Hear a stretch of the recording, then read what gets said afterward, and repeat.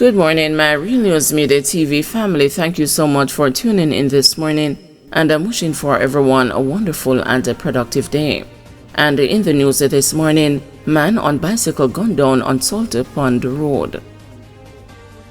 A 54-year-old man was shot and killed while riding a bicycle along Salter Pond Road in Spanish Town, St. Catherine on Tuesday morning. Killed was Dennis Stewart of a Spanish Town address.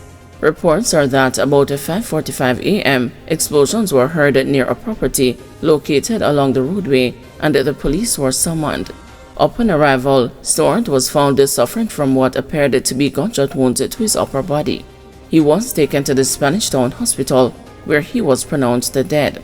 No motive has been established for Stewart's death. The Spanish Town Criminal Investigation Branch is probing the matter. Indicom probing fatal police shooting in Maypen. The Independent Commission of Investigations is probing the fatal shooting of 3 men by the police during an alleged shootout in Maypen, Clarendon. The incident happened on Monday. The deceased men have been identified as the 35-year-old Roisin Latchman, 20-year-old Romaine Ferguson, and the 32-year-old Davion Bailey. The police reported that a white Toyota Probox was signaled to stop and the driver disobeyed. A police chase ensued and there was an exchange of gunfire. It is alleged that the vehicle crashed and the 5 men exited. 3 men were subsequently found suffering from gunshot injuries. They were transported to the Maypen Hospital and were pronounced dead. The shooting incident involved members of the Area Fugitive Apprehension Team. A 9mm pistol was recovered. Indicom says that the incident scene was examined, processed, and the evidential material recovered was packaged. The bodies of the deceased men were photographed and sealed pending post-mortem examinations. Initial accounts of the incident were provided by the concerned officers. The officers further reported that no body-worn cameras were issued or worn during the incident. Meanwhile, Indicom teams were on Tuesday notified and dispatched to investigate the circumstances of 2 separate fatal shooting incidents in Bunkers Hill, Trelawney, and Rockfort, Kingston. The responding teams are still conducting investigative processes, and the details are not yet available. Cherry Tree Lane gun accused denied bail. One of 2 men arrested and slapped with gun charges in August after they were reportedly held in the Cherry Tree Lane community, Clarendon, with an illegal gun a day after the deadly mass shooting, is to remain in custody after the High Court refused to sanction bail. The appellant, Rick Edwards, 22, former of Lawson Boulevard, 4-Pass, Clarendon, who was refused bail in the gun court section of the Clarendon Parish Court on charges of possession of a prohibited weapon and unauthorized possession of ammunition, had appealed the bail refusal in the Supreme Court on October 9, but the appeal was dismissed. Justice Sonia Winter Blair, in refusing the application, considered, among other things, the fact that the defendant had not disclosed in his affidavit that he was on bail for murder in the Manchester Circuit Court.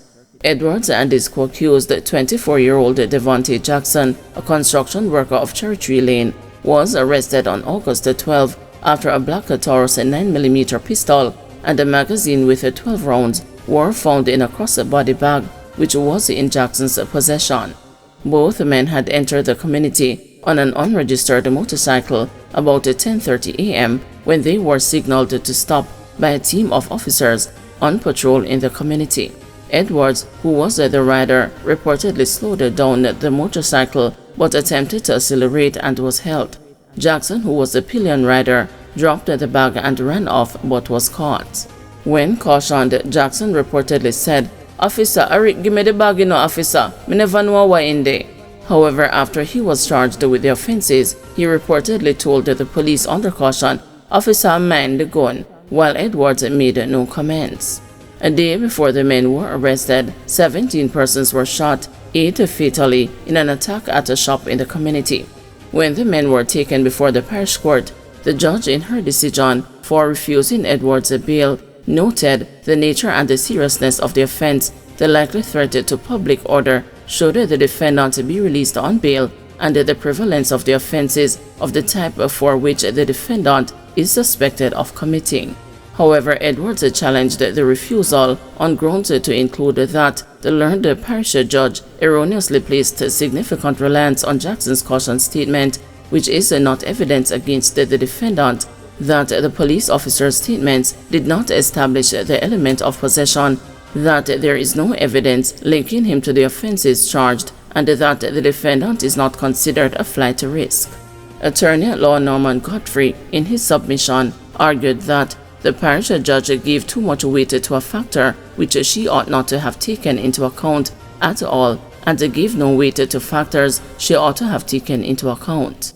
Additionally, he submitted that the parish judge did not consider the murder charge which was raised by him, and further that the mere fact of this other charge is not determinative of the issue of bail in the matter. Counsel for the Crown, Yannick Taylor Campbell, however, told the court that her instruction was that the issue was never raised.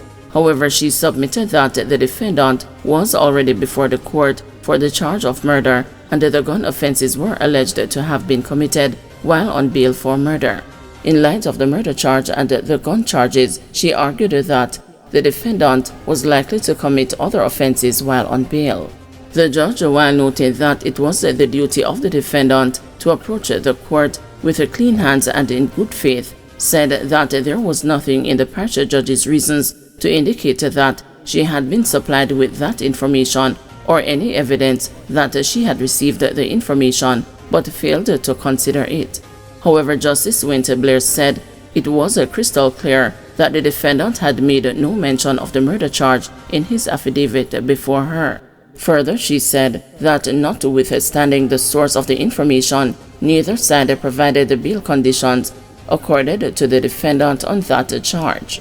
However, the judge indicated that the vast majority of the information that was required in the affidavit supporting the appeal was missing and was unhelpful to the court in determining the issues. Illegal firearms are a far too common feature of criminal activity in Jamaica. They pose a substantial risk of serious injuries to members and to public order.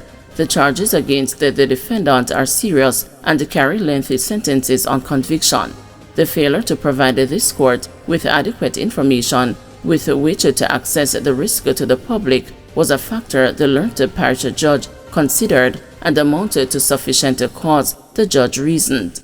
The judge also pointed to the defendant's failure to provide the court with sufficient information in the affidavit evidence with which to assess the risk presented by the defendant as sufficient cause.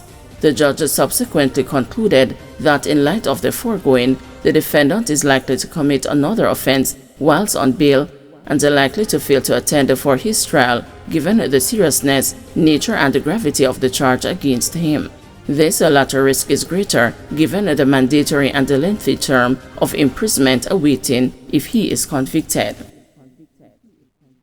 Some Jamaicans think delay of South Trelawney by-election is a political ploy, says a poll.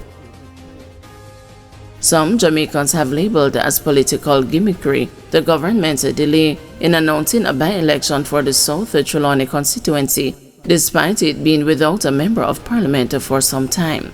When prompted in a recent national poll conducted by Don Anderson, 32% of the 1,012 respondents said the decision to hold a constituency poll in Northeast St. Ann but none for South Trelawney represent political gamesmanship by the governing Jamaica Labour Party. South Trelawney has been without a member of parliament for more than a year, while the Northeast St. Ann seat, which became vacant in early September after the GLP's Marsha Smith resigned, was filled after Matthew Samuda secured a landslide victory for the party in the September 30 by-election. Still, 39% of persons polled said they are not sure why an election was called for one constituency and not the other. Another 19.7% believe the decision not to announce a by-election in South Trelawney is being fueled by political uncertainty, while 9.4% expressed the view that the move is a good political strategy.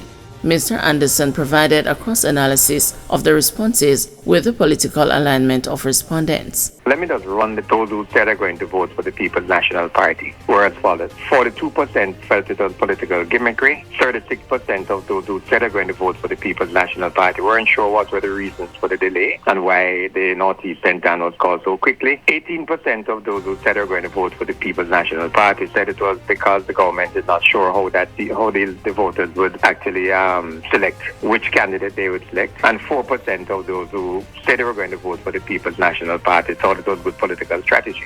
33% said we don't know what is the reason for it. Why they're calling this one in Northeast Sentan so quickly and they haven't called it in South Trelawney for a year. The largest single response was from those 24% of those who said they're going to vote for the Jamaica Labour Party, who said it was because the government is unsure as to how voters are going to decide come election day in South Trelawney. 20% of those who said they're going to vote for the Jamaica Labour Party thought it was good political strategy, while 22% said it was political gamesmanship. Guys, thanks for watching. Please join us this afternoon at 2 p.m. for another news update.